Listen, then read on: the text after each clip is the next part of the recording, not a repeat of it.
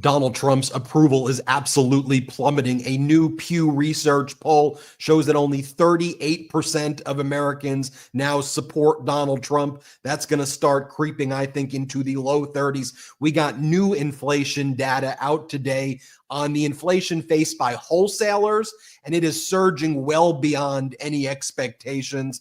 It is not a good situation here in the United States as Donald Trump takes a wrecking ball to our economy. Yup, we are just seeing the producer price inflation, PPI, spiking to 3.7% year over year when the expectation was 2.9%. And finally, we're seeing Democrats fighting back, not just with talk, but with actions. That's what I loved about California Governor Gavin Newsom's press conference today. He wasn't just saying the right things in standing up against Trump fascism. He wasn't just framing the issues the right way. He was saying, here is how we are using our formal and moral authority in California to fight back against this fascist regime. So as California Governor Gavin Newsom was holding this press conference to announcing a ballot initiative in November about how California will now gerrymander to counteract what is taking place in Texas. Gavin Newsom was again saying, this is what we need to do at this moment. We're going to do it transparently. We're going to do it for a temporary period of time, but we're going to have to do it in order to counteract what Trump's doing. Trump then sends militarized ICE agents and federal people dressed up in military gear to start arresting people and roughing people up outside of the Los Angeles place where California Governor Gavin Newsom was holding this press conference. And then Gavin Newsom calls it out and says, these are the actions of a failed president. You're sending ICE agents here while we're talking about defending democracy. That's what losers do. Watch California Governor Newsom fight back. Let's play that first clip. Why else would you make the phone call? He's a failed president. Who else sends ICE? Same time, having a conversation like this. Someone who's weak. Someone who's broken. Someone whose weakness is masquerading as strength. The most unpopular president in modern history. An economy that's collapsing all around him.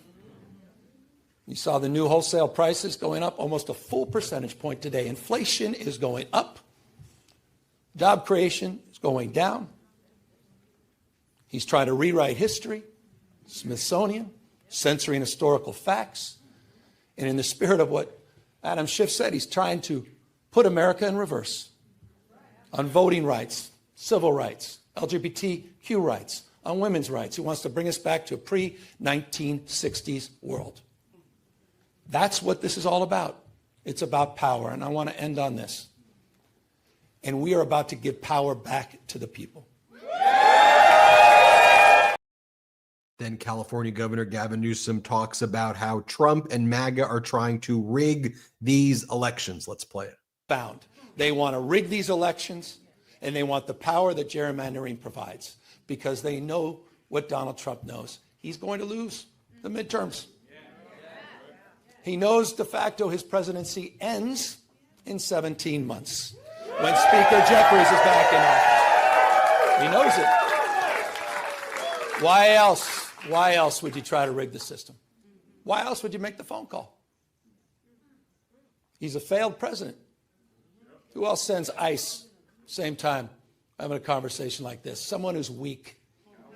Someone who's broken. Then California Governor Gavin Newsom says on November 4th, you have the ability to stand up against Donald Trump, against his lapdogs. I'm empowering the voters in California to pass this ballot initiative to stop the rigging of elections. I'm putting it to the people. We're going to let you vote. We're going to be in this together. Let's watch it. You have the power on November 4th to stand up for people that are being bullied. You have the power to stand up for people that are being intimidated. You have the power to stand up to the rule of law. We're giving the people of this state the power to save democracy, not just in California, but all across the United States of America. I hope we are waking up to this reality. Wake up, America. Wake up to what Donald Trump is doing. Wake up to his assaults. Wake up to the assault on institutions and knowledge and history. Wake up to his war on science and public health. In his war against the American people. This is a guy who lays claim to want to get a Nobel Prize, sitting there and bending his knee to Mr. Putin. You have the power.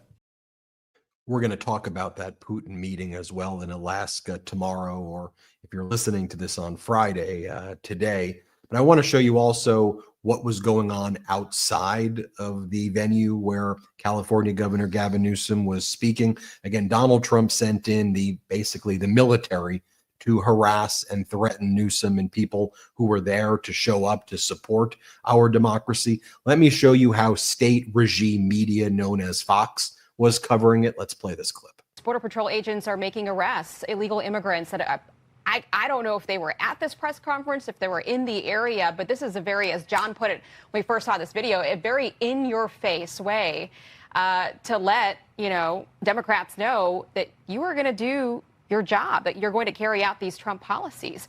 Can you just respond to this video that we're watching right now? Yeah, every single one of our ICE and Border Patrol operations is built on information, on investigative work. It's a case and an operation that has been planned because of who they think could be in that area. What a vile individual she is as well. Let me bring in Brett and Jordy, starting off this episode with not just Democrats fighting back with words or press conferences, but here are tangible steps that we are taking. Great to see you, brothers. And what a side-by-side that you see there with Gavin Newsom fighting for democracy and the Trump regime sending in their Gestapo to try to cause chaos, not exactly beating the authoritarian allegations there. I got to say, brothers and Midas Mighty, first off, hey, great to be here with everybody. Thanks for watching. Thanks for listening. Make sure to check the show out on Apple Podcasts and on Spotify and all the podcast platforms if you're watching us live on YouTube. And make sure to check us out on YouTube if you're listening to us on the audio platforms. But I got to say, I am incredibly proud of my state of California today. I am incredibly proud to see our governor here fighting back, showing how it's done. I think Democrats, I think independents, I think all pro-democracy people have been looking for who is going to take the mantle here, who is actually going to show some fight. And Ben, like you said, not just with some words, but with some action. And we are seeing Governor Newsom deliver on just that. I got to say, if Gavin Newsom is able to help prevent Trump and the Republicans from rigging the 2026 midterms and preventing Trump from continuing on this path of his authoritarian encroachment into the United States democracy, I will say that is a pretty damn good platform to run on in 2028. So kudos to Governor Newsom. I'm excited to speak about that and much more. But first, I got to toss it over to Jordy. What's up, little bro? What's the latest? Y'all? What's up, Midas Mighty? What's up, brothers? I'm excited. I'm fired up. I'm really excited to get into today's show. And I just want to build on what you were saying, Brett. I think what we're seeing here is a clear separation from the pack of who the players are and who the pretenders are. The pretenders are the people who say that they care about our country, but have been sitting on their hands the last 8 months during this Trump regime. And the players are the folks who are getting up there every day and truly fighting for our democracy. I mean, what we saw out of Newsom today, that's what this country needs. It's not just lip service. This is someone who truly cares about what's happening and is screaming literally from the mountaintops that we have to take this seriously, because if we don't, who knows just how bad these maps can get in 2026, 2028, beyond. I mean, it's going to be insane. A macro note here for the Dems, not that I pretend to be some political strategist, but just as someone who gives a shit about this country, people want fighters, and just gone are the days where they go low, we go high. I'm sorry, that America does not exist. When they go low, you take them out by their knees, metaphorically, of course. Benji, where we starting off? Well, look, you also have California Governor Gavin Newsom aggressively pushing back and bullying Donald Trump on social media, using Donald Trump's kind of social media parlance, although I shouldn't give what Donald Trump does even a word like parlance, because it's basically just a bunch of drivel. Like, it's just gross. It's grotesque. How Donald Trump, all caps, typos, just attacking and bullying people, referring to himself. Donald J. Trump is the greatest, just ridiculous stuff. But California Governor Newsom now trolling Donald Trump, and people in MAGA's orbit with that type of language, like you're low IQ, Caroline Levitt, the worst polling president in history, the very handsome and powerful governor of California, Gavin Newsom, is giving you the deadlines. Last warning, you're going to miss deadlines the way you missed deadlines with your businesses and bankrupted them, you weak and pathetic.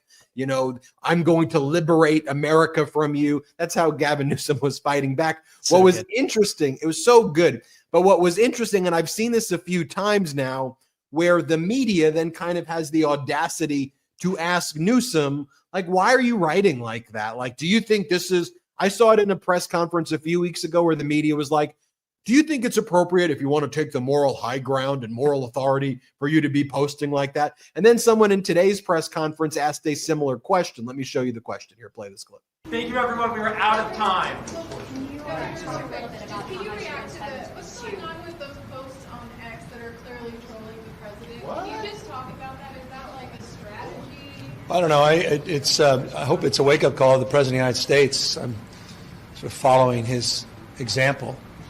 If you've got issues with what I'm putting out, you sure as hell should have concerns about what he's putting out as president. So to the extent it's gotten some attention, I'm pleased. But I think the deeper question is, how have we allowed the normalization of his tweets through social posts over the course of the last many years to go without similar scrutiny and notice? Such a brilliant response. Such a brilliant response. And what the hell is wrong with these reporters? The audacity. The unmitigated gall of these reporters to have the nerve to say things like that. Donald Trump posts the most batshit unhinged, crazy stuff minute by minute by minute. And you're just like, oh, it's Donald, I guess. Donald Trump's fighting forcefully for our country. Like the way that they frame stuff that Trump says, which is objectively insane, often illegal, often incredibly anti-American, against all of our values, against the Constitution. They normalize and whitewash all of that. They sane wash that crap all day long. The second Gavin Newsom does it, all of a sudden they're like, whoa, buddy, isn't that a little intense? Like, do they not realize what they are saying? And I saw other people, not to double down on hating this guy 2 episodes in a row, but I saw like Chris Cuomo also do like a tweet today, and he was like, does Gavin Newsom really think this is the appropriate way to be tweeting and speaking? I was like, are you an idiot? Like, are you like just stupid? Or like, what are we doing here, people? What Newsom is doing is cutting through. He's found a way to cut through. He's trolling Trump. He's getting his message out there incredibly effectively. And we have to understand the moment that we are in. And too many people do not understand the moment that we are in. This is a crisis. This is as 5-alarm fire as you could possibly get in our country right now. This is the last stand, folks, okay? Like the midterms are a big deal because Donald Trump is actively trying to steal this election before our eyes so that he could complete his authoritarian takeover. Gavin Newsom's trying to stop it. And we all have to realize what's going on. And the media continues to normalize this over and over and over. You know, Ben was on the local media here in Los Angeles last night, and Ben, you were great, by the way. And I don't mean to throw like the reporter under the bus. He didn't do the segment before you, but there was a segment before Ben where they spoke about Trump's appearance at the Kennedy Center, and they normalized the crap out of this deranged press conference where Trump said, you know, he's basically taken over as host of the Kennedy Center, and then he started rambling about Russia and Putin and Ukraine and grass and all this stuff, and they acted like it was normal in the report. And Ben came on, and one of the first things they asked Ben in this segment was like, why do you think you're resonating? And Ben called him. Ben was like, do you know this segment that you just had before this where you acted like that craziness that we saw at the Kennedy Center was normal? Most people don't think it was normal. Okay. Most people think that was pretty crazy shit. And I hadn't heard what Ben said in this interview beforehand. When I watched it, I was like, oh yes, like finally, there we go. We need to understand the moment that we are in, people. It's also why, you know, and I'll see occasionally people be like, okay, your titles, MeidasTouch. Did Trump really have a psycho press conference today? Is hell really breaking loose in DC? Yes. Yes. Yes, it is. What do we understand about this, people? If now is not the time to use this sort of language, if when the military is being sent into our cities, sent into our capital, if the president taking over the museums to rewrite our history, stripping away our rights, lying about literally everything, if this is not a time to use this sort of language, then I'm sorry, I do not know when it is, and I will not apologize for it one bit. Trump lies about everything, and too many people are accepting his framing of stuff and are trying to normalize it,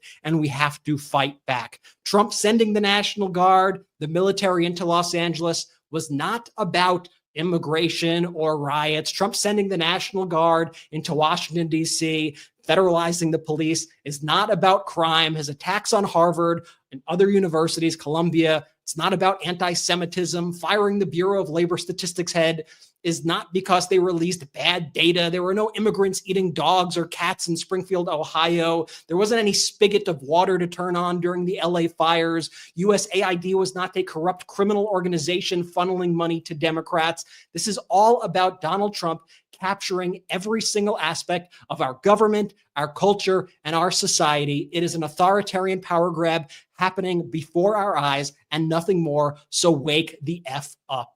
Preach, big bro. Let's go. Got me fired up even more than I already was for the pod. I just want to add this again, the audacity of that reporter to ask the question about Newsom's tweets, man. That is just like laugh out loud to me, but also really sad because it just shows you how far, corporate news and corporate media has really fallen here. Donald Trump was on stage. Need I remind everyone, talking about his great friend Hannibal Lecter and talking about getting electrocuted from sharks in the ocean or eaten by sharks in the ocean. What are we doing here, folks? Why do the Democrats all of a sudden have to play by a different set of rules than you're allowing Trump to skate by with as Trump actively destroys the country? Think about how they rewrote to the Trump campaign, right? They've rewritten the entire campaign. They were like, Trump was laser focused on lowering prices. He was laser focused on it, though. I'm like, he may have mentioned it. He may have done the press conference where he brought out cereal and said, but he was also talking about Hannibal Lecter and swimming with sharks and all this other batshit crazy things that y'all didn't talk about, while Kamala Harris was speaking about her plan to lower housing costs for people and to help the working class. And you'll just ignored all those plans. So don't rewrite history here, people. Well, Donald Trump would also say things like, we need to get rid of the vermin.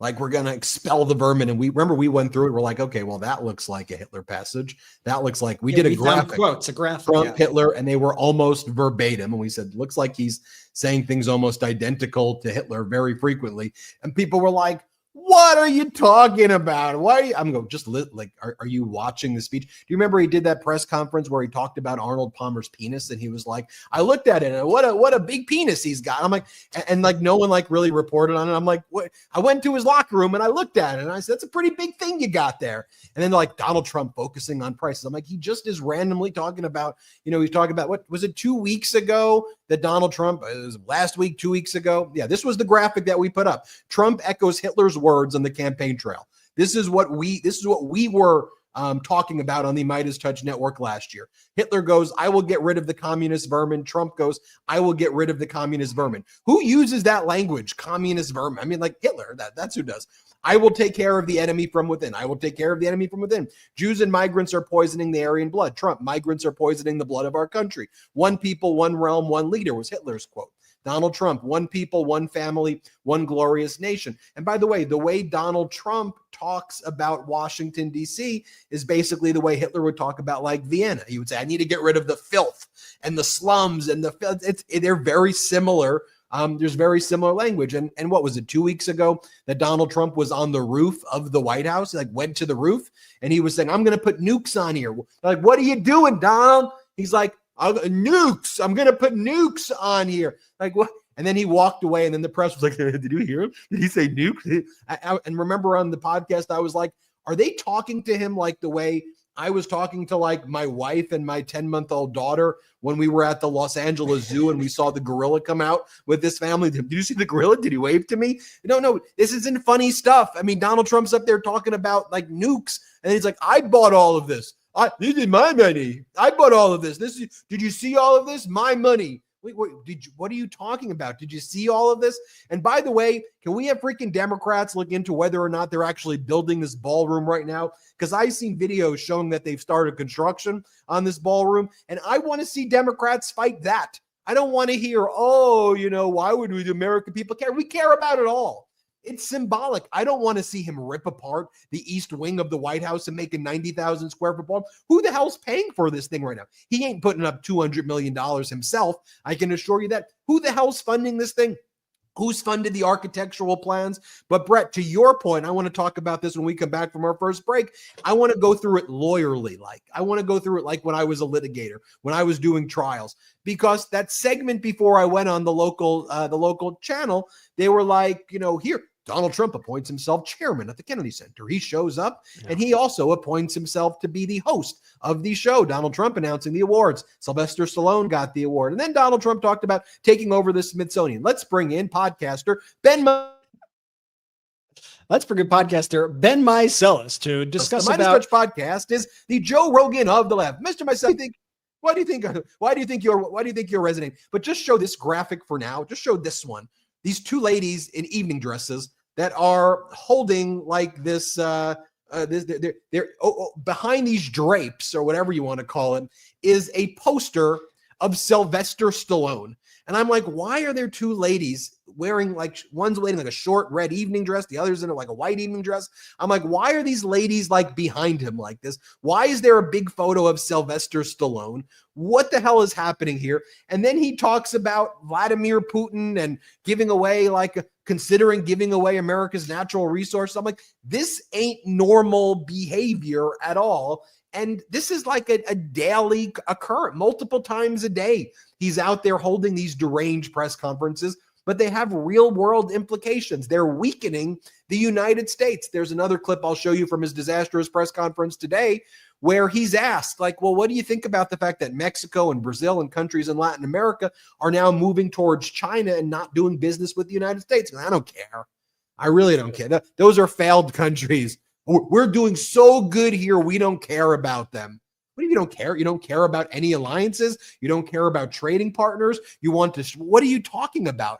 Any one of those things should be outrageous. They shock my conscience. They shock your conscience. When I watch it, my conscience is, it's like literally like I'm hooked up to a conscious shocking machine. And he says these things, I'm like, every single one. But the media and the whole thing, they're complicit and or numb to it, and they act like this is normal. Then they see Gavin Newsom standing up, and they're like, "Whoa! You're calling him names? That's mean." No, that's what. Fight back. That's what people are looking for right now. We're going to talk about that and more. Let's take our first quick break of the show. A reminder: we've grown with 0 outside investors on this network. So if you can help grow this platform, one of the best ways to do it is by becoming a member of our YouTube channel. Hit that join button right there. You see it. You can gift memberships to people as well. Check that out. We will be right back after our first quick break of the show. Okay, guys, I can't gatekeep this online editing tool we use in Midas anymore, and I think it's going to change the way that you share videos online forever. If you haven't heard of Opus Clip, I'm about to blow your mind. So Opus Clip is an online video editor that allows you to easily upload video files, YouTube videos, you name it. It then takes that long video and automatically cuts it down to the best moments, formatted for your favorite social media apps. As a growing but nimble operation here at MeidasTouch, this has changed the way we're able to get out content so we can get it to as many people as possible, as quickly as possible. What used to take us hours now takes just minutes. With the auto import feature, we load our podcasts into Opus Clip. It then instantly auto edits them into social media ready clips. It reframes videos, making sure the viewer is seeing exactly what they're supposed to, like if somebody's speaking, if two people are speaking, or if we play a clip. We can customize the captions, add B-roll. Opus Clip even tells you what clips have the best chance of going viral. In this fast-paced information climate, we need to be able to get the truth out fast. And Opus Clip has been essential in helping us do that. Even if you don't make your own content, by spreading content that tells the truth and calls out all the BS, it does make a difference. For example, even if you have no editing experience, you can make your own social media ready clips from all your favorite MeidasTouch reports. So if you hear something that you want to share from this show or any of our episodes, use the link opus.pro/Midas to get a full month off their pro plan on top of the 1-week trial everyone gets for signing up. Drop the YouTube link into Opus, and in a few minutes, you'll be able to share professional clips across your socials. That's opus.pro/Midas, opus.pro/MEIDAS. Try it now. I'm looking forward to seeing what you all post. So you ever wake up and feel like your body just hit the snooze button on life? Yeah, same. Honestly, aging sneaks up on you in some wild ways. Whether it's a night out or a good workout, I just don't bounce back the way that I used to. One day you're full of energy, the next you're Googling how to stretch without pulling a muscle. I believe one of the best aging breakthroughs of the last decade is Qualia Senolytic, and here's why. It's designed to help your body naturally eliminate something called senescent cells, also known as zombie cells. These are the ones that just hang around after they've stopped doing their job, draining your energy and making you feel, well, old. Think joint discomfort, sluggish recovery, low energy, the whole deal. Qualia Senolytic is a groundbreaking supplement made with 9 plant-based nutrients, and you only take it 2 days a month. That's it. Since I started taking it, I felt more energized, quicker to recover from workouts, and honestly, just more like me again. Plus, Qualia's breakthrough formulation is vegan, non-GMO, and tested by leading scientists. Experience the science of feeling younger. Go to qualialife.com/Midas for up to 50% off your purchase and use code Midas for an additional 15%. That's QUALIA life.com/Midas, MEIDAS, for that extra 15% off. Your older self will thank you. And thanks to Qualia for sponsoring this episode. Let's go. Shout out to our sponsor. Shout out Qualia. Qualia's been with us for a minute, y'all. Definitely check them out if you're interested. Link in description of both the YouTube and the audio. Shout out Opus, man. They're brand new to the network. Definitely check that out. We worked out that really special offer. That's really dope. 1 month free is pretty awesome. So link in description. Check it out. Use the codes. If there's an exit survey, of course, let them know we sent you. Benji, where to next? Let me just go through the exhibits. Let me do a lawyer Ben. Closing argument. Ladies and gentlemen of the jury, I first want to show you Exhibit A. And Exhibit A is these 2 ladies wearing an evening dress standing behind Donald Trump. They're about to unveil a photo of Sylvester Stallone. Donald Trump is announcing that he has reluctantly appointed himself and he has reluctantly accepted becoming the host of the Kennedy Center Honoree Awards in December, that he's personally made sure that the wokies, as he calls them, that the wokies won't get awards. The wokesters. The wokesters. He's determined who's going to get the awards. And one of his big things that he wants to talk about is grass. He's going to make sure that he'll redo the grass, the finest grasses you have ever seen, the greatest grass ever. Here, let me show you. Here, play this clip. We're doing that and doing some other things, and we're going to also fix up a place called Washington, D.C. We're going to make it so beautiful again. We're going to be redoing the parks, redoing the grass. You know, grass is a lifetime like people have a lifetime. And the lifetime of this grass has long been gone when you look at the parks where the grass is old, tired, exhausted. We're going to redo the grass with the finest grasses. I know a lot about grass because I own a lot of golf courses, and if you don't have good grass, you're not in business very long, Lindsey Graham. By the way, you have very good poll numbers, Lindsey. I just saw. Congratulations. Lots of grass, Lindsey Graham, grass, Lindsey Graham, grass, Lindsey Graham. I'm just going to start saying a bunch of word salad. Grass is actually doing pretty good. Only person who destroyed the grass was Donald Trump. He literally destroyed the Rose Garden and put a whole concrete area over it. So not sure you should be doing that. Then Donald Trump brags about wallpaper. He does the greatest wallpaper. And if you really wanted to fix the Federal Reserve building, just some more wallpaper, everybody. Here's what he wants to talk about. Here, play this clip. And they did a job that shouldn't have been done. It was unnecessary to be done.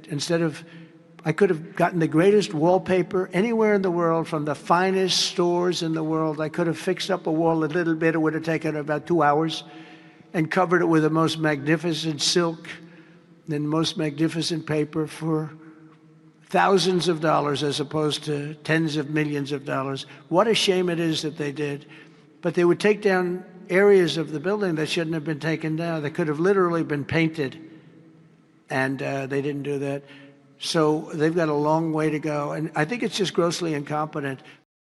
But Mr. Newsom, could you explain your all caps tweet, please? We need an explanation. Please. And then Donald Trump goes, I guess this would be exhibit, I've lost track, exhibit D, I guess, well, and another exhibit. Donald Trump saying, and I've been asked to host the awards by myself because I'm also the chairman. Here, play this clip. We officially announced the incredibly talented artists who will be celebrated later this year at the 2025 Kennedy Center Honors. It's going to be a big evening. I've been asked to host. I said, I'm the president of the United States. Are you fools asking me to do that? Sir, you'll get much higher ratings. I said, I don't care. I'm president of the United States. I won't do it. They said, please. And then Susie Wells said to me, sir, I'd like you to host. I said, okay, Susie, I'll do it. That's the power she's got. What did she say to you? Because it sounded like you just said, she said to me. But then look, on a serious note, he's asked a question, right? Donald Trump said that he would bring peace to Ukraine, not just in 24 hours of taking the presidency, but after the election. It would be very easy. He said he would bring Putin in a room and Zelensky in a room. It would be the easiest thing to do in 24 hours. Now Donald Trump says he was being sarcastic about it. He was just joking. LOL, everybody. He didn't really mean that he was going to bring peace to Gaza or bring peace to Ukraine. You got to realize when he's doing his stand-up comedy routine and when he's talking about real matters of war and peace. But while he's there, photos of Sylvester Stallone, ladies in evening dresses. Reporter asks him, can you convince Putin to stop targeting civilians in Ukraine during your meeting on Friday? Let's see what he says. Play this clip. Alaska. Yeah. Do you believe you can convince him to stop targeting civilians in Ukraine? Well, I'll tell you what, I've had that conversation with him. I've had a lot of good conversations with him. Then I go home and I see that a rocket hit a nursing home or a rocket hit an apartment building and people are laying dead in the street. So I guess the answer to that is no, because I've had this conversation. I want to end the war. I guess the answer is no.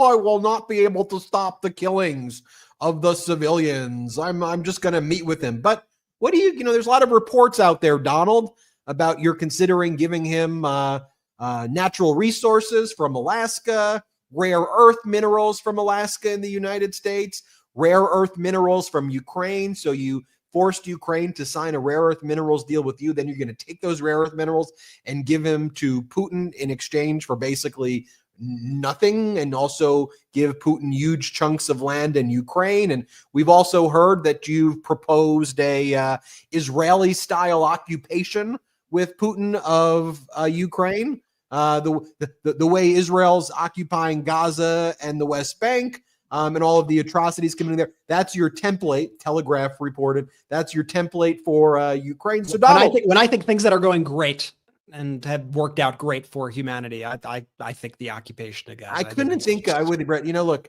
if you being were sarcastic, literally, just to make sure everybody Brett's being sarcastic. Look, if you were to say truly, what is the worst way to approach Ukraine? Like come up with the worst possible thing.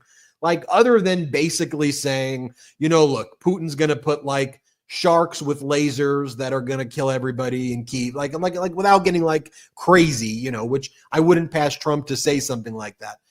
But going at it very serious, like the worst thing you could literally say right now, 2025, is let's mimic what Israel's doing in Gaza and the West Bank and bring that to Ukraine. And then let's give Russia all of these minerals from Ukraine and the United States.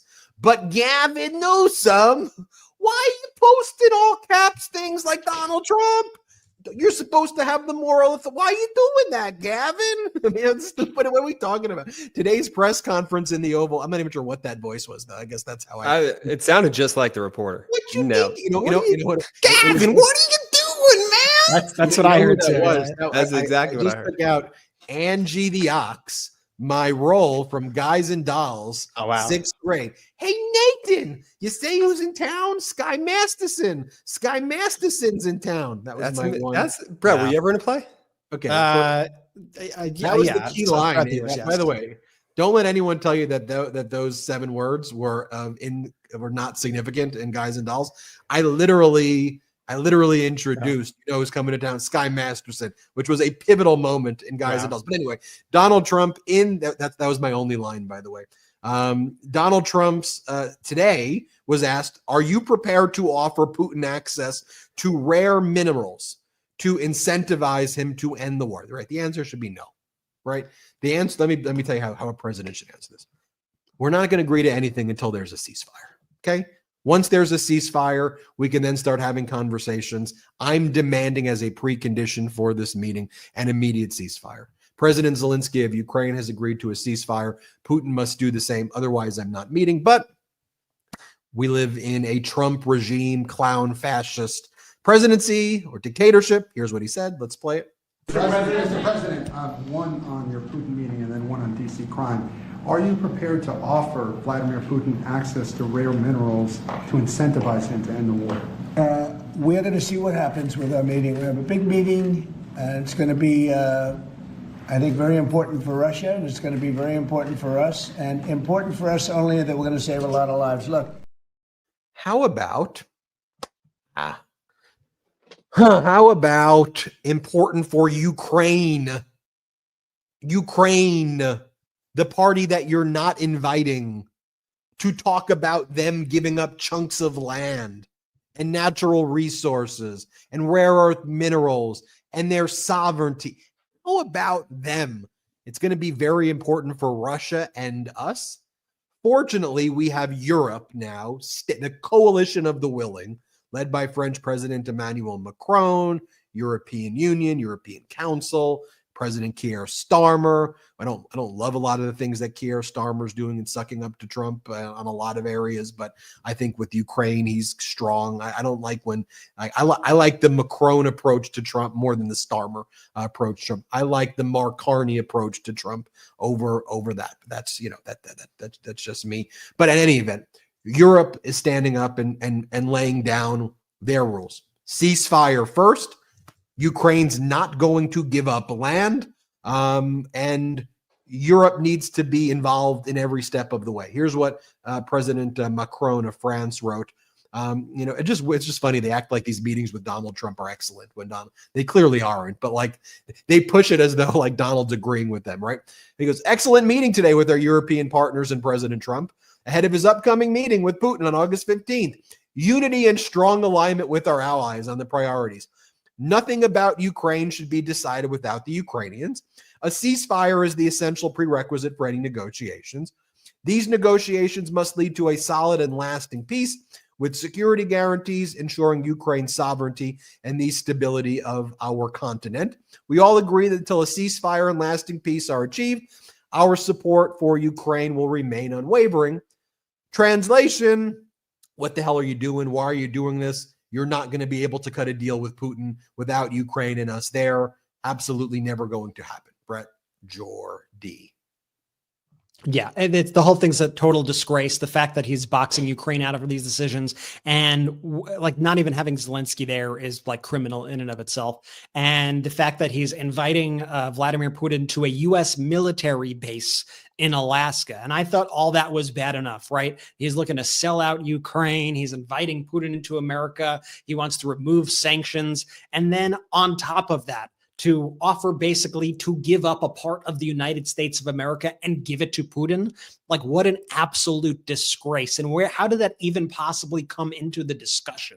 Like, okay, Vladimir, yes, you want to end this? Well, what if I give you some of Alaska's rare earth minerals? Take it, take it, take it. Is that what you wanted, Senator Lisa Murkowski? Is that what you envisioned for your state when you backed Donald Trump, that he would take the rare earth minerals from your state and give it to the Russian dictator? It's such a disgrace. It's so treasonous. This is so anti-American. As I said in the beginning, nothing about this shit is normal at all. And we need to stop pretending like it is. I know we don't. I know the people listening and watching don't. But these reporters, people out there, the Republicans, I know they're beyond repair, the ones who are in office at least. And any of these Democrats, independents, stop acting like this crap is normal. Go on the offense and call it out. Absolutely. And Donald Trump, I can't stand those who think, oh, Donald Trump is this expert deal maker. What a sharp businessman this Donald Trump is. He's literally, quite literally, the worst deal maker in the world.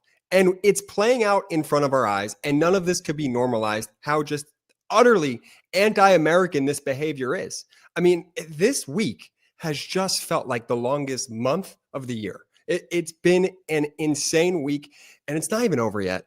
And I just want to implore our audience here, stick with it. Stick with it, because that's what they're trying to do. He's trying to tire you out. The endless gaslighting, the endless just anti-American behavior that he's exuding from the highest office, it's all meant to get you down and just make you want to look away. But now's the time to dig your heels in even more and say, we give a damn about this country, and we're not going to let you ruin it, Donald. No way, not on our watch, Ben. And look at just the people who Donald Trump puts into kind of key positions of power, right? Donald Trump fires someone who was approved on a bipartisan basis to lead the Bureau of Labor Statistics. So that commissioner gets fired. Then Donald Trump brings in this guy, E.J. Antoni. E.J. Antoni, now we learn, was there in the insurrection. There's like photos of the guy. And he's like, I just happened to wander there into the crowd of the insurrection. Look at me. I was just there.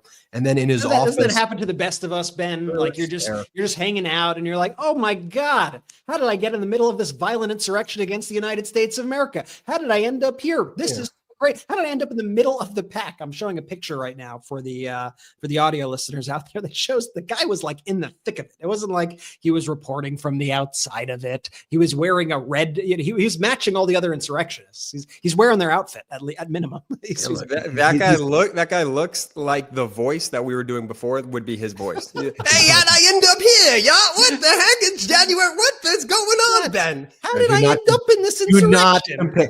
Do not compare him to Angie the Ox. Angie the Ox was a hero. Angie the Ox is a saint. Without Angie the Ox, there's no guys and dolls. How did I end up in this when you meet a guy, look for stars in the sky, you can bet that he's doing it for a doll. Call it sad. Anyway, here he is. He's got a poster of Hitler's favorite ship behind him as well. E.J. Antoni's office decorated with the Hitler ships. How did I get Hitler's ship behind me? It's a little Hitler ship. You guys don't have Hitler ships. It's Hitler ships. It just keeps on happening, everybody.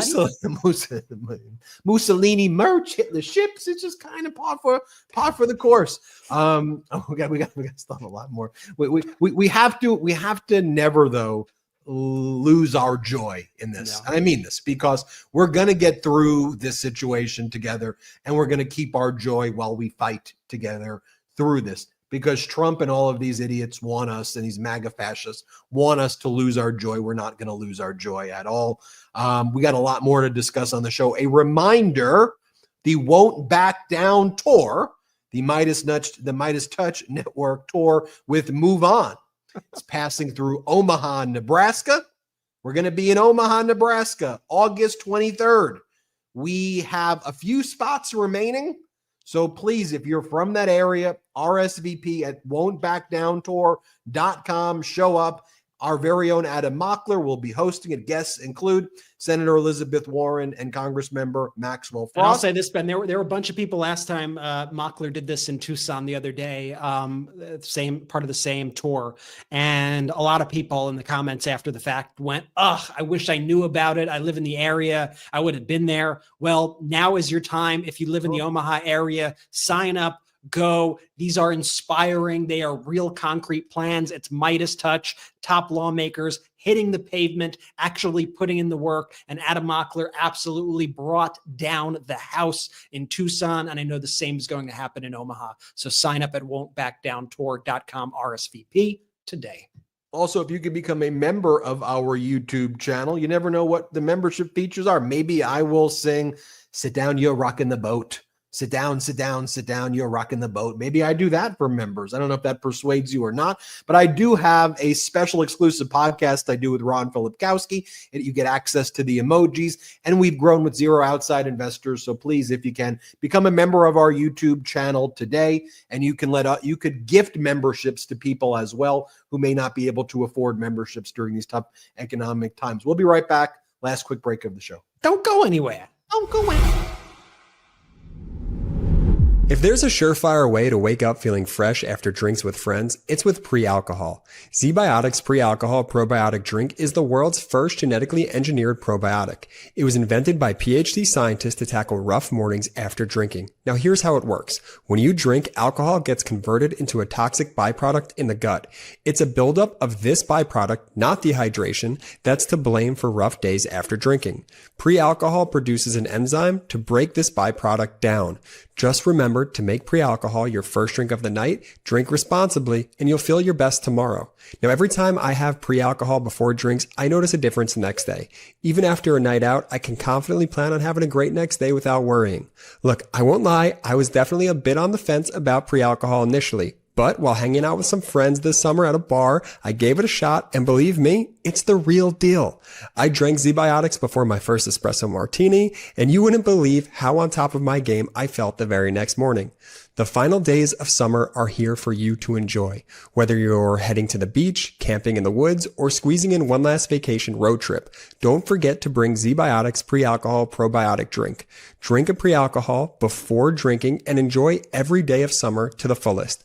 Go to zbiotics.com/Midas to learn more and get 15% off your first order when you use Midas at checkout.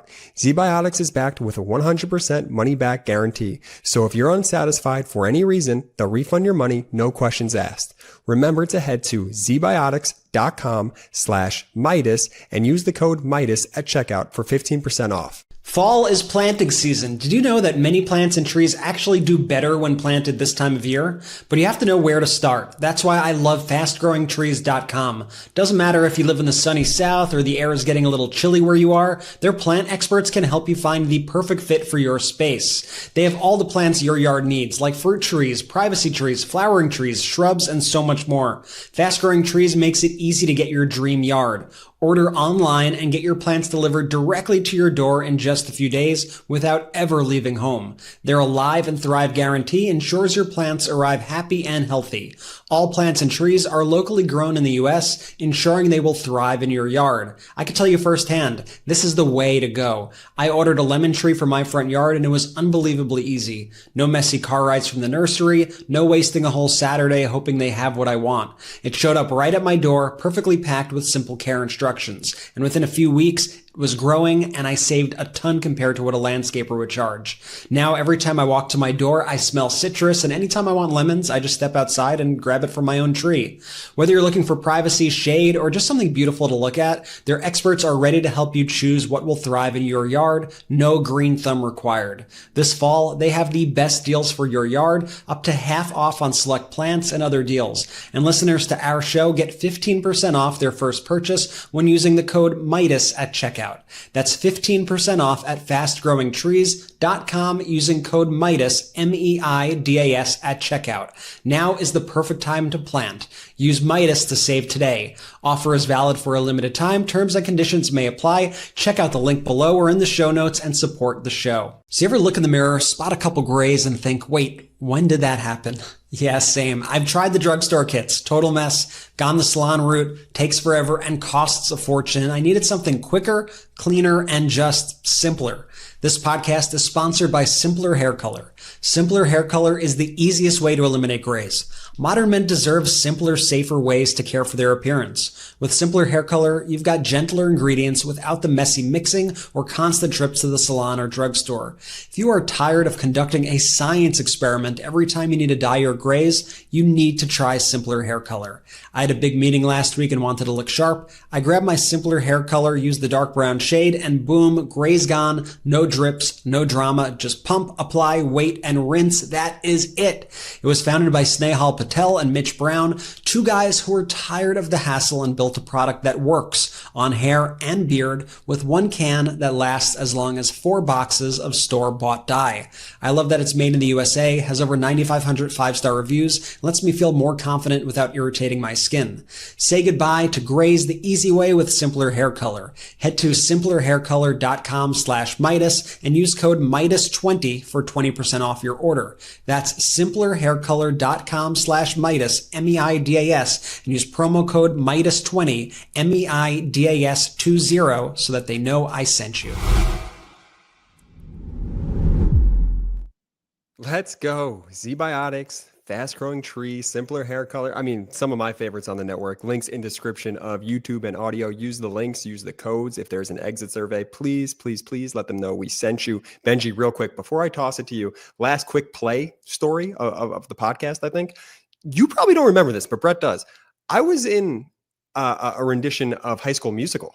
I do remember this. Yeah, I was 15. So you were, Ben, 8 years older than that. And so you probably don't even know. But like I sang and danced. And I'm just saying, I'm probably going to regret this. Somewhere on the internet, a video of me exists as Troy Bolton in High School Musical from start to finish. It's like an hour and a half. So I haven't been able to find it since it went live back in the day. So if anyone finds it, please send it my way. Benji, where to next? Donald Trump continues to attack foreign countries, allies, trading partners. During Donald Trump's disastrous press conference in the Oval Office today, he says, when it comes to Mexico and Canada, I just tell them what to do. Mexico, you do this. Canada, you do this. I just tell them and they do it. Here, play this clip. Now they know it meant a lot. And Mexico does what we tell them to do, and Canada does what we tell them to do, because we had the two borders. We have the northern border, the southern border, and they were both horrible. But now it's some people say it's a miracle. Well, what Canada's gone elbows up, let's be very clear. And right now, tourism from Canada's down, I think conservative estimates, about 40%, which is just destroying the economy of Vegas, destroying lots of other vacation spots where Canadians would go and visit. Also, the boycott on U.S. goods outside of any retaliatory tariffs has been crushing numerous industries in the United States. But Donald Trump continued to say, we're going to take your sovereignty. I mean, you have to understand, for people in Canada, Donald Trump's words were not funny, although Canada had a lot of patience for Donald Trump. Way too much patience, many Canadians would say. That, you know, he said it at first, then he said it again, then he said it again that he wanted to take them over, and then they started getting annoyed, because Canadians are polite people, but Canadians have a history of fighting fascists. And once it was clear, oh, got it, like, you really want to invade Canada. This isn't just like trade war language, which would be bad. This is war language. This is Putin language versus Zelensky. And whereas Putin talks about denazification, you're saying that Canada's killing Americans with fentanyl. That's your version of the kind of fictional pretext to invade Canada or attack Canada or strip Canada of its sovereignty. Yo, you're serious about this. Canada went elbows up and inspired an international boycott against United States. Not just Canadians not traveling here. It's people across the globe not traveling to the United States. And it's causing massive problems with our economy here. Also, in a changing global world order where America was once the leader, America is now either getting laughed at by our former adversaries or just our former allies and trading partners look at us with horror, and they're finding new alliances, whether you have the Australian Prime Minister Anthony Albanese meeting in China with Xi Jinping and saying that's our most important trading partner, whether we have Japan working out deals, ships with Australia, whether we have, South Korea, Japan, China at a minister level meeting with each other, Brazil and China, Prime Minister Modi of India, first time going to visit China in 7 years. The BRICS bloc, Brazil, Russia, India, China, South Africa. BRICS is growing stronger than ever. People are looking away from the United States. A Canada security agreement with the European Union. And, all these countries, they will either do a fake deal with Trump where they say we're going to give you X billions of dollars, which they then say, actually, we're not going to give you because there's nothing binding in writing. Trump's then actually zero trade deals. You either go that approach or you do what Canada's doing, which is like, we're not doing fake deals with you. We're going to do a deal in the interest of Canada. We're not even going to give you a fake deal. And we're going to stand up for Canadian sovereignty. Donald Trump was then asked at this press conference, well, what do you say about the fact that Mexico, Brazil, Latin American countries are increasingly doing deals with China? What's your response? Like, they're moving away from the United States. Isn't that problematic? And Trump's like, nah, those countries are fails. They're failures. We're richer than ever. We don't need them. We don't need to do business with them. Here, play this clip. I would like to see it. And on tariffs, Brazil, Mexico, and Latin America are getting closer to China, and they say it's partly because of the tariffs you're imposing those countries. Are you concerned them getting closer to China? No, not at all. I'm not concerned at all. They can do what they want. None of them are doing very well, and what we're doing in terms of economics, we're blowing everyone away, including China. We're doing better than any other country in the world right now. Brazil. The thing is, that was true under former President Biden, right? The headlines from The Economist and Wall Street Journal were some variation of America's economy is the envy of the world, but will politics get in the way to stop its growth?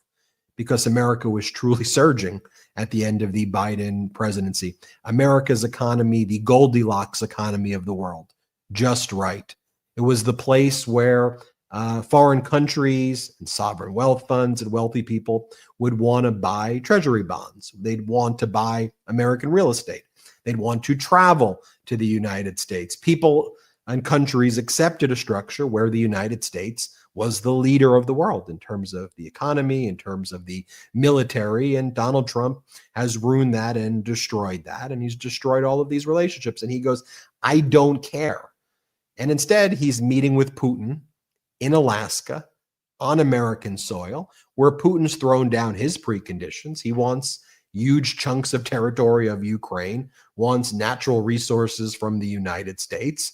And Trump's agreed to meet, knowing that he's just, or maybe not knowing, or wanting rather, to give Putin this real PR victory that Putin's this conquering hero in the United States. It's a horrible, horrible look for our country. And then you have the United States ambassador to Canada, Pete Hoekstra.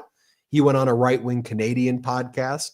And I'll just show you this one short clip, but he continues to say, really, Canada's been treating us horribly. They've been so vindictive, and how dare Canada do this? And, one of the things you'll hear him talk about is maybe the United States needs to get out of CUSMA, the Canadian-U.S.-Mexico agreement, sometimes referred to as the USMCA, United States-Mexico-Canada agreement, the free trade agreement that Trump entered into his own first term. He's like, maybe we need to leave CUSMA because Canada's treating us horribly. Here, play this clip of the United States ambassador to Canada. Play it. Some of the retaliatory tariffs to the U.S. Are a huge irritant. We have protected the integrity of CUSMA. Okay, our negotiators have said we are not going to implement tariffs on any products that are covered under CUSMA. Canadians have said, well, those guardrails are off. Canada is calling into question the future of CUSMA. It's not the United States of America. It's Canada. Powerful betrayal of the truth. I don't know how else to describe it other than how powerful Canada is standing up against that. And just how ridiculous that, does he know the definition of retaliatory? That's what I was going to say. These retaliatory tariffs are really, they don't realize how much of an irritant they are. And why are they retaliatory tariffs? What happened first? You see them do this all the time, where they try to kind of change around the actual time frames of how things actually happened to try to always make themselves the victims when they are the bullies in every single aspect. Oh, absolutely. Just so people know, that was my pivot right there, because I'll drop a secret, because people are going to get to see it right after this show ends. So I'm interviewing California Governor Gavin Newsom, and as soon as this show ends, I'm going to do that and then put the Newsom interview up right away. And so I got an interview I got a message from my team there as that one played, and then I saw that the camera went back on me, and I was like, powerful. That was the least powerful thing. It's powerful betrayal It happens. It's a big interview. We've been and obviously, we're excited to speak to Governor Newsom, especially on this day when he made this big announcement and had that big, beautiful rally that he had earlier in Los Angeles. And I'm excited to hear what he has to say about all this, what the next steps look like, his thoughts on. I'd love to get his thoughts on the press question that we played earlier, but definitely everybody after this episode, just keep a lookout for the interview with Governor Newsom. And if you're listening to this on audio, it's up already. So check it out, and it'll be on the MeidasTouch Podcast audio feed very soon as well. Let's talk about these inflation numbers. I mean, from earlier in the week, seeing that kind of core inflation rising year over year to 3.1%. I think it's important for people to know too, the consumer price index, CPI, it ingests all of this data on consumer prices, on the price of goods. It's like a poll, and things need to get reported to the National Bureau of Labor Statistics, and they take all of this data together, and they are able to make these projections, kind of the way polling works. Because Trump fired so many data people, a lot of the data that's being ingested, if you even want to call it that, into the consumer price index now is what's called like imputed. It's like guesses, it's like estimates versus the actual costs of things, because we no longer really have the people who can go out and actually document this data. And so, yes, it's 3.1%, but is it higher than that? I mean, when you look at certain goods and services, and you see some of the costs of things like the cost of coffee at 15%, or the cost of clothing, is up significantly. Kind of toys are up significantly. Back to school supplies. I mean, you just take a look at this. Coffee up 25.9%, actually. Beef and veal, 14.7. Cookies, 14.5. Peanut butter, 14.1. Canned vegetables, up 12%. Canned fruits, 11.1. Ice cream, 9.1% higher. Dried beans, 8.6. Vegetables, 8.4. Frozen fruits, 7.4%. Fish, 4.3%, spices, 4.4%. I mean, when you talk about energy costs, your home energy significantly higher. So that was one of the first reports. Then we got this other report, which is called PPI, Producer Price Inflation, and that spiked 3.7% year over year. But even bigger than the fact that it was 3.7%, it was just how significantly it jumped from 2.6% to 3.7%. So it jumped a full percentage really just in 1 month. And it was expected that it may rise 0.3%, but it jumped to 3.7%, which like nobody even expected in the worst case scenarios. Yes, and it makes sense. It makes sense when you think about it, because what's happening right now is the tariffs are not being eaten by the countries that are exporting to the United States. Now, sure, we could have an honest conversation about this, right? Is it possible that manufacturers abroad are going to try to lower their prices because they're worried that the American importers will try to find another factory? It's possible that that happens at some point, but at some point, they can't really make the prices much lower than they are and what they're exporting it from. So they export it. The tax is not paid by them. Okay, the tax is paid by the importing company, which in this case with the PPI, right? The companies that, or the companies that get the stuff in the United States are the ones who are ultimately paying the taxes. Now you then have people in the United States who are making products, like lots of wholesalers and other, they have to assemble lots of products, come from all different countries. So like, oh crap, I got to pay that tariff from this country, that tariff from this country, that tariff from this country, that tariff from this country in all of my products. So the American companies are the ones that are paying the tax.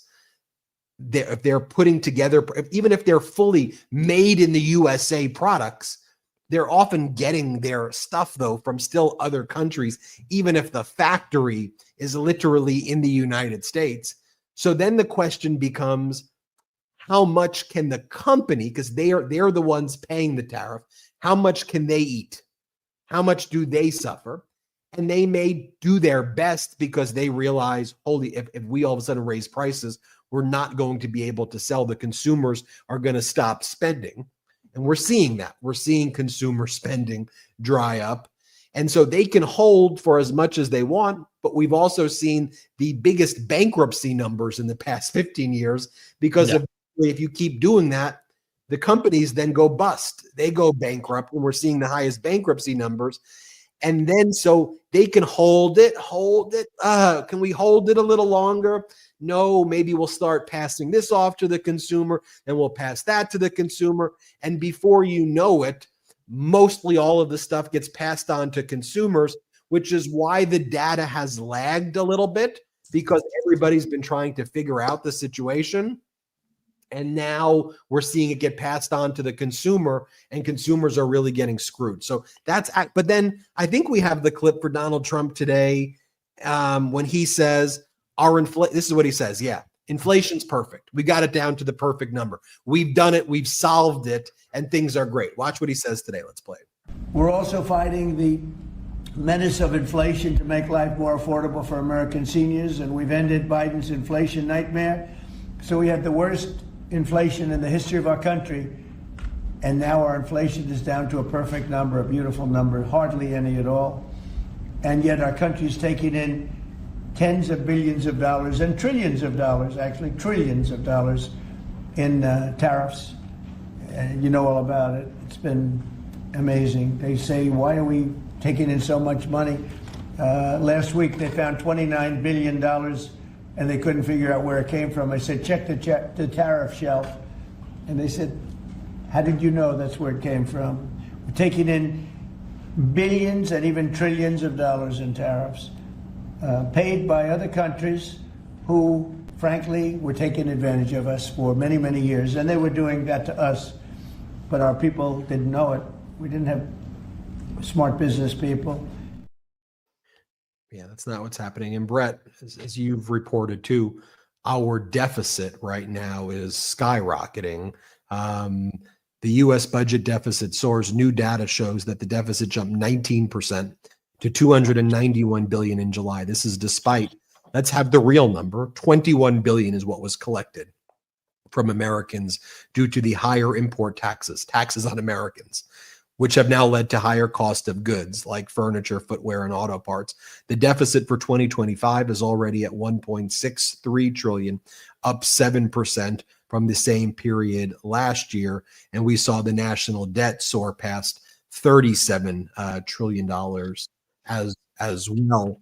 And, so with DOGE, federal spending's actually higher.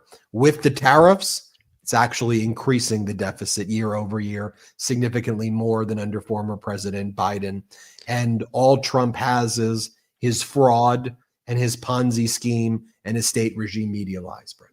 Yeah, we're looking right now at basically a block of TNT with a fuse, and we're watching that flame go down the fuse slowly but surely. And Trump saying everything's okay, nobody worry about it. Going back to what he did through COVID, if you don't test, there are no cases. Don't test, there are no cases. Let's get rid of the data people. Let's get rid of anybody who's going to tell you what's going on. Let's just guess with inflation. Trust my word on it. Inflation's going down. Real reports come out. We see how bad it is. These companies are desperately trying to eat as much of the cost as they can, but ultimately they can't because they will all go out of business. And we are watching right now the complete and utter obliteration of the United States economy by Donald Trump. We are seeing the yields spike like crazy, showing uncertainty with our economy. We are seeing Trump just continue to lie and gaslight about what is going on. And similarly to COVID, we're seeing that same stubbornness and that same refusal to admit that you were freaking wrong.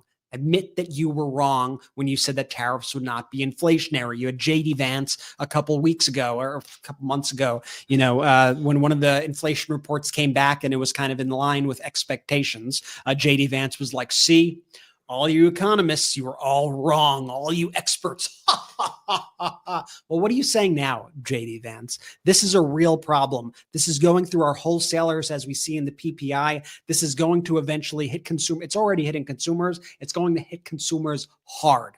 And you cannot tell the American people with a straight face that their prices are coming down when they are going to the grocery store week by week and they are seeing the cost of beef skyrocket or the cost of everything skyrocket that they go to purchase. And that's one of the issues. That's why Donald Trump's approval rating is in the toilet. That's why his disapproval is record highs. That's why he's getting the worst marks ever on inflation. It's why inflation is the top issue and the economy is the top issue on voters' minds right now. It's not immigration, it's inflation. It's the economy, stupid. And Trump is failing on that metric, just like he's failing on every single metric. He's a liar. He's a fraud. He's a criminal. He's a felon. We need to continue to call him out. We need to call out these lies every single day. Remember what he said to Brett about COVID? Like a miracle, it will just disappear. Like a miracle. I mean, that's how he's handling inflation at this point, other than the fact that he's telling people, no, what you're feeling, you're not actually feeling. A gaslighter in chief, Donald Trump, at the moment. Because and what do they say all that throughout that, Jordy? They go, oh, we were right.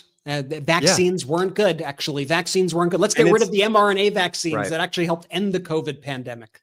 And it's the smugness of the behavior too, which for me is the most frustrating part about it. Like, just admit that you were wrong, right? At the end of this, there are real American lives at stake here who are being impacted by your stubbornness. So shouldn't we just live like in this country with our politicians in a way where the politicians actually want to help the American people and not just be right all the time? I think it's really important here as we continue to go forward here that to remember there's a real human element on the other side of this. So when Donald Trump is up there talking about the Epstein hoax, ladies and gentlemen, there are real victims there. There are real victims there. So him calling that a hoax is ridiculous. And we still demand the release of the Epstein-Trump files, Donald Trump. Release the Epstein-Trump files, Donald Trump. And while we're at it too, inflation, same thing. Donald Trump says, inflation solved. That is so arrogant and just stubborn. And again, at the other side of this, there's humans, Americans, being impacted by Donald Trump's ridiculous policies every single day. And they feel it with their wallets and their families are feeling it. And that is the most frustrating part for me. Well, then you've got criminals from this criminal regime like Peter Navarro, right, who was convicted of crimes. He was also part of the Green Bay sweep to steal the 2020 election. He's one of Donald Trump's top economic advisors. And he goes on CNBC, and CNBC, you know, to me, it's been atrocious on. I mean, they've platformed this MAGA nonsense with very little pushback. It's really sad to see they've got that Joe Kernan guy who's the biggest MAGA guy in the world, and then even the other hosts are just they let these Trump talking points go, but they bring on Peter Navarro, and Peter Navarro says, "Why would you listen to? Who do you trust, me or the economists?" Literally what he says. Here, play this clip. There's no tax cuts, no tariffs, no tax cuts. So are tariffs price hikes or tax cuts? I say they're tax cuts. I mean, many economists would say that they're tax hikes because ultimately a consumer will pay for some of those increased prices. Look, that debate has been going on since the first term, and most economists just don't agree with us. The problem with most economists is they got it wrong the first time around, just spectacularly wrong. So who has credibility here, the Trump administration or the economists? It's been better than thought. I give you plenty of credit every day here. Every day I say that. And do you hear what she said there? That the almost more disturbing than him is her, because she then co-signs that. And if you're watching, I give you credit. What do you give him credit for? What are you talking about? Inflation is surging. People can't afford. And I mean, maybe for her that she lives in some fancy apartment in Manhattan for millions. I'm sure she does, for millions of dollars a year, and she gets paid millions of dollars. You're so disconnected to what people are actually experiencing right now. Inflation is crushing people's lives right now. This economy is destroying people's lives. I don't know in what idyllic world you think that people aren't paying the tariffs right now. Like they quite every data point shows this is happening, and this is getting worse right now. And then his argument to her is, who do you trust, the economists or us? And her response is, I give you a lot of credit. We don't see we do. All of the things that came out show that we do.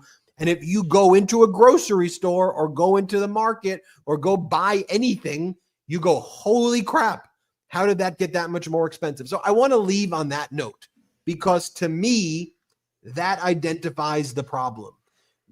I could easily show you a Fox clip, but that's too easy. State regime media. More insidious, that's CNBC. Yeah. They're supposed to be, we're giving you the straight economic news. Nah, you there in many ways were worse than Fox. And They're then co-signing the fascist propaganda. You're citing fascist propaganda. So then going back to the point of the MeidasTouch network and going back to that interview I did on the show, when they asked the question, are you the answer to the Joe Rogan? I hope that I'm just the answer to the lies by telling the truth. I don't think that even what I am, yes, I'm anti-Trump because Trump lies. I'm anti-lie. I'm anti-fascism. I'm pro-democracy. That's what we are on this network, and that's what we're building here. A reminder, I hope to see you all in Omaha on August 23rd. It was a great turnout in Phoenix. Adam Mockler will be hosting the Won't Back Down Tour with Move On. Go to won'tbackdowntour.com. Reserve your spot in Omaha. We've got a third trip coming that we're going to be announcing soon as well. So we'll do a third trip, and then we're off to the races, because it is important for me that we go across the country with this Won't Back Down tour, and we're going to hit red states, purple states, blue states, wherever. We're going to meet you. Adam Mockler's going to meet you. I'm going to try to meet you. We're going to go to Canada. We're going to be everywhere. Excited for that. Of course, be in the United States as well. Reminder, try to become a member of this YouTube channel if you can. We've grown with 0 outside investors thanks to you. So please, if you can, gift memberships to people. If you want to also check out MeidasPlus.com, that's our Substack. Go there right now. #1 on Substack right now as well on their rising charts. So please go to MeidasPlus.com. Make sure you spell it right, MeidasPlus.com. You can check out all of our sponsors. The discount codes Jordy got for you is in the description below. I'll also give a shout out to our friends over at Snapstream. All of those clips, Snapstream is a tool that helps us people like Aston on our team and others help capture those clips. So if you have a business that wants to get these clips and know how we do them, Snapstream, there's a link as well. You can go and find out, reach out to them. It's really more for businesses, but feel free to reach out to them and tell them MeidasTouch sent you as well. That's all I got. Thank you, everybody. We appreciate you. Jordy, you want to take it away? Shout out to the Midas Mighty! The Midas mighty standing strong against the fascists. We sing our song.